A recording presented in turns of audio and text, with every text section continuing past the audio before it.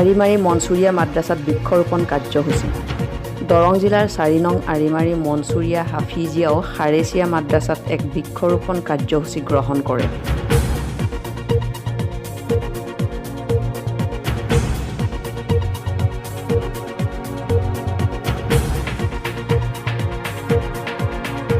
মাদ্ৰাছাখনৰ সম্পাদক চাহাজল হকে গছ-গছনি ধ্বংসৰ ফলত পৃথিৱীৰ পৰিৱেশ বিনষ্ট হোৱাৰ প্ৰতি লক্ষ্য ৰাখি বৃক্ষৰোপণ কাৰ্য হাতত লয়।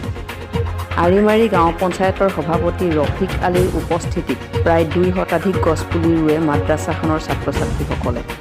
অঞ্চলটো প্ৰদূষণমুক্ত কৰিবৰ বাবে বন ধ্বংসৰ পৰা বিৰত থাকি গছপুলি ৰুবলৈ আহ্বান জনায় মাদ্ৰাছাৰ সম্পাদকগৰাকীয়ে।